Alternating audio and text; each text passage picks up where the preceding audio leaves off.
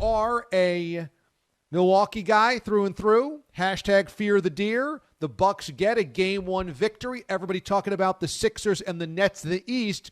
Do you feel like people are sleeping on your Bucks? They're doing exactly what we want them to. Sleep on us all you want to. Because here's the thing is that every year, for the last 2 years, the Bucks have always been like the target. But now, they're kind of like falling under the radar. So it works out perfectly because now no one expects anything of them. So now everything they do is, oh, wow, it's a surprise. So I think they work better like that. How nice is it to know that after years of missing the playoffs, what have you, you have a real contender on your hands the last couple of years? Man, I was there when we had TJ Ford, when we traded Ray Allen for Gary Payton, the whole city was mad. Man, I've been a Bucks fan through and through my whole life. And so to finally, be, contending for the championship is, it's special for me and it's special for the city. We need this. What I loved about your episode of Shell Shock is that a lot of current athletes want to make sure they don't ruffle many feathers. They don't want to be too opinionated. They want to make sure they're not upsetting people, understandably so. But you're really not fearful like that. Whatever it is that you believe, you're going to say and you're going to go into it. And so your conversation that you had about Tim Tebow was so interesting because you're coming at it from a current NFL player. What did you feel about seeing Tim Tebow get this tryout chance with the Jaguars? So for me, it's kind of personal because my third year in the league, I wasn't on the team for 15 out of 17 weeks of the year. And I can only imagine how that would feel if Reggie White comes back and decides he wants to play or something like that. Like something crazy where, well, not even Reggie White, it's somebody, it's just the fact that he played a whole different position. And then there's people that are out there that actually play that position and are not getting a chance because he knows who the head coach is. So it's like, hey, I'm going to give you a chance in the NFL, the National Football League, to go and play a position you've never played before and try out for the National Football League. That's happening to no one but Tim Tebow. So are there other players that feel like you like this? Like this is wrong. There are guys that are battling for tryouts and he's just going to be gifted one? It's nothing against him because he's just taking the opportunity given to him. It's kind of just the fact of, I know there's a lot of players that feel this way because it's kind of BS because we know how, especially the ones that are out of the league for a while, you know how hard it is to get back. All the work, all the time, it'd be different if Tim Tebow was trying out to be quarterback again. You know what I mean? The fact is he's changing his whole position and Tim Tebow is 33, 34. For a lot of players, that's when you get out of the league. You know what I mean? So they're giving them a chance at a new position at 33, 34 when there's 22, 23, 24-year-olds out there that never got a shot that could actually help your roster. And the biggest thing I always say is about the film. Because in the preseason, you're fighting for 32 teams to look at your film. And so you're taking away the film from one young player and you're giving it to Tim Tebow for something that he's never done before. And there's a lot of young players out there that deserve that opportunity. Shelby Harris joins us from the Denver Broncos. I'm guessing you already know that you guys play the Jags week 2, right? Yeah, my sister lives in Jacksonville, so I've already been talking about it. So what do you think? Are you and the rest of the Broncos, you can't wait to get to Tebow if Tebow ends up making this team to prove something to him? Man, at the end of the day, I have nothing against the guy. I hope everything works out. It's just more of the process of how it happened.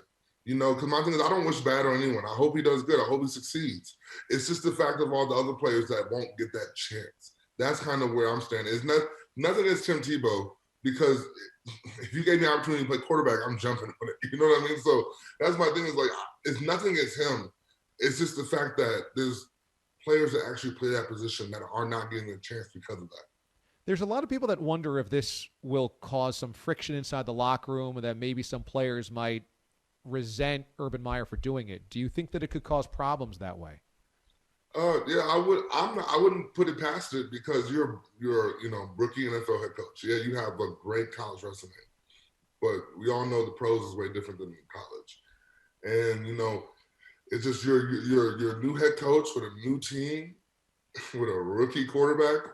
It kind of just all, it's just a bunch of distractions that a young team doesn't need. Shelby Harris is our guest this morning on the show. You might play defensive end, but is it possible, and you guys got good wide receivers, do you have the best hands on the Broncos? Not the best hands in the league. Soft hands for a big fella. Hey, you already know. Hey, I'm telling you, anything, I've always prided myself on having, some good hands. And so, after the Steelers game, after that interception, I just said, you know what? I know I got the best hands in the league. I'm never going to drop it. You're actually pretty high on Drew Lock, and there's a lot of people that wonder if Lock can be a valid starting quarterback in the NFL. You're high on him. Why are you high on him? Because I see him every day. I see how he works. And even when he was making mistakes, he wasn't getting down on himself. He was trying to learn from him. And, and that's my one thing about Drew. Drew comes in ready to work. Drew comes in ready to lead. And, he just has that swag, about him that's kind of just makes you want to play with him. And that's my thing is, everyone knows, like, if, you fix the decision-making in critical times sometimes, and then we'll be fine. And I think Drew Lock has done a lot, this offseason to really, make himself a better decision maker and to learn the offense a little better. This is the first time in his career that he's had the same offensive coordinator for 2 years.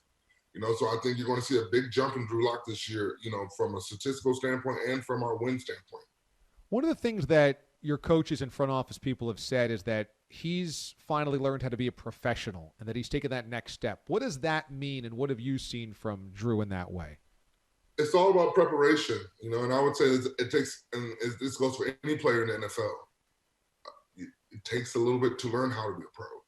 When you go to college, you have people pushing you along the way saying, here, you got to go here, you got to go here, you got to study this much, you got to do the play call this much. And the league is, you figure it out. You know what I mean? It's you gotta trust everything that you have from college to figure out what type of pro you're going to be. And, everyone's journey is a lot different. For me, mine was different than Drew Lock's. I wasn't thrown into the starting quarterback my first year, second year. You know what I mean? So, it takes, his is more of a sharper learning curve. But, the thing is, he is being more of a pro. He's leading that offense. He's being the voice of the offense, the starting quarterback's supposed to. Well, you have had such a difficult road to get to where you are. You were a 7th-round draft pick. As you said, you're just trying to fight for playing time, practice squads, a job. And so that life. When you are trying for the next tryout, trying to stay on a squad, trying to just make a final cut, what's the motivator? Is it fear? Is it trying to catch your dreams? Is it I need to prove people wrong? What's driving you at that point? Man, I would say my thing that always drove me is I always knew I was better than the people that were playing. And also I'm married, I have 4 kids. And so, but back then when I was out now on team, I had 2 kids. So I would say literally my family was the one that really pushed me. I remember one time I called my wife and it was after I had a workout with the Chargers when they were in San Diego. And I remember I had a chest cold, I had a respiratory infection or whatever. So it went terrible. It went terrible. I just couldn't catch my breath. And I just remember I called my wife. I said, I'm done with this stuff. I can't keep getting rejected over them. Because, you go into all these workouts, you feel except the only workouts I didn't do good was the Chargers. I was my chest was done. But I would say all the other workouts, you go in, you dominate, you're doing good, and they say, we'll give you a call. And you never get the call. And so it's just, it got to a point where it's I know I should be playing, and it was just getting overly frustrated. I just told my wife, I'm done. And I called my agent and said, I'm done with this.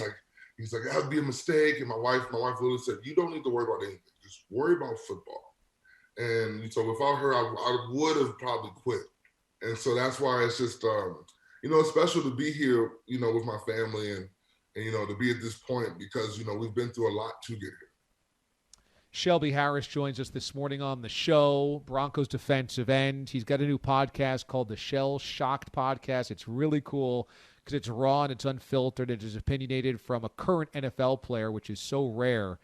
Now, I have a lot of people come up to me and say, hey, D.A., can you explain to me cryptocurrency? And I go, no, I really can't. I really can't do that. But you are into it. And you were like, you know what? In this podcast, I'm going to talk about it. And so for our listeners, I got a very special gift for you. You are going to learn about cryptocurrency from an NFL athlete right now. It's been very up and down. It's been in the news all the time, but people don't really quite know what's happening. So give me your thumbnail. What's going on with crypto at the moment? I would say buy the dip. That's my one thing. I would say buy the dip.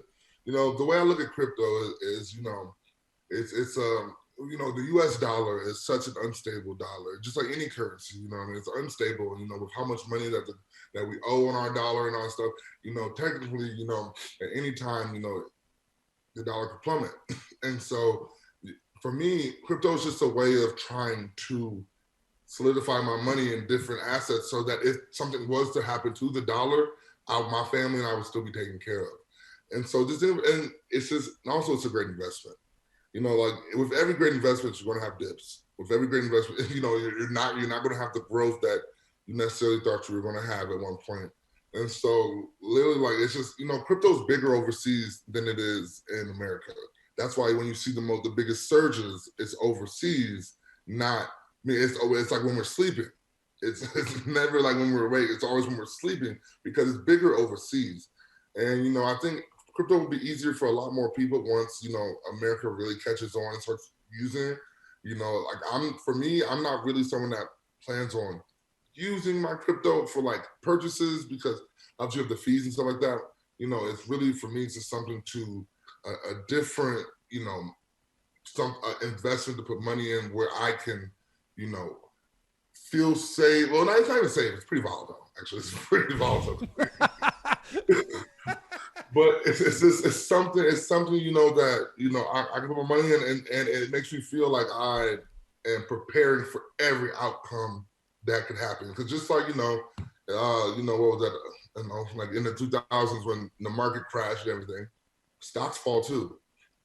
So it's just all about staying consistent and learning about each crypto is different. Learning about each crypto and what they actually have, like what the technology is made for and what the point of it is. It takes a little bit of research, but I think it's definitely worth it. So you're high on Bitcoin and Dogecoin and all the cryptos, not just one or the other. No, not Doge. I don't really see. My thing about Doge is like Doge was made as a joke. That's why I say you got to learn about it. Doge is for the people hoping for it to get to like $1 so that they can make some money off of it. My thing is I've been in Bitcoin since it was at like 20,000 a coin. I can tell you I'm in Ethereum. I'm in the big one. I think it's a sleeper, which could get to Ethereum levels. And I always say it's Solana, SOLANA, and it's SOL. That's how you find it. I got into it with $7, and it got up to like 52 shares. So that's what I'm saying. So it's literally, and that's just because I've been doing some research. I've been finding like Solana has great technology, and what their good mission. And so you got to just do a little bit of research, just like you would do for a regular investment. Do some research, and I'm never going to tell anyone to put their money anywhere, but you got to do your research and figure it out yourself. I love it. This is awesome. Shelby Harris, defensive end, Denver Broncos. He's got a new podcast called the Shell Shocked Podcast, like Shelby. Shell Shocked Podcast. Find it, subscribe. It's really cool insight. And this was a lot of fun, Shelby. How about we do this again a little bit later on in the summer before the season rolls around? Because I would love to pick your brain again. Yeah, I'm with it, man. I love doing this, man. This is a great time.